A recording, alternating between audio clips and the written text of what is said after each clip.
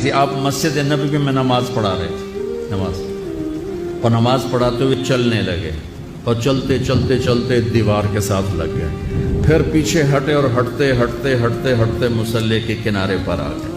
جب آپ نے سلام پھیرا تو پہلی صف کے لوگوں نے تو دیکھا, پچھلوں کو نہیں پتہ چلا. یا رسول اللہ, یہ کیا کیا ہے؟ نماز کے اندر آپ نے چلنا شروع کر دیا اور دیوار تک چلے گئے. آپ نے فرمایا, نماز پڑھتے پڑھتے میرے اللہ نے مجھے جنت دکھائی. میرے نبی مسجد نبوی کے مدینے کے زمین کے فرش پر کھڑے ہو کر 7 آسمان چیر کے جنت کو دیکھ رہے ہیں. کیا نظر ہے, کیا نظر ہے. اور پھر عام حالات میں بھی آپ نے سلام پھیر کے فرمایا, تم لوگوں کو کیا ہوا؟ میرے رکوع سے پہلے رکوع میں چلے جاتے ہو, میرے سجدے سے پہلے سجدے میں چلے جاتے ہو. میں جیسے آگے دیکھتا ہوں ایسے پیچھے بھی دیکھتا ہوں. اللہ آپ کو پیچھے بھی دکھاتا تھا.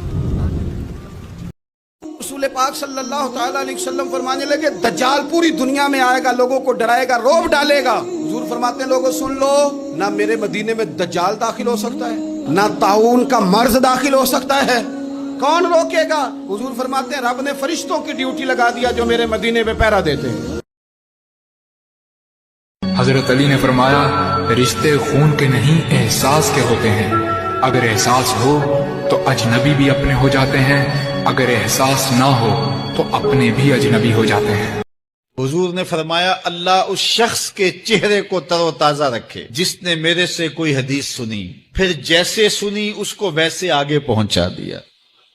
اور آقا کریم نے فرمایا, بعض اوقات سنانے والا اس پر اتنا پہنچ کے عمل نہیں کرتا جتنا پھر سننے والا اس کے اوپر. اگر آپ کو ہماری ویڈیوز اچھی لگتی ہیں تو لائک کریں, سبسکرائب کریں اور بیل آئیکن کو پریس کریں تاکہ ہماری مزید آنے والی ویڈیو کو نوٹیفیکیشن آپ تک پہنچ جائے.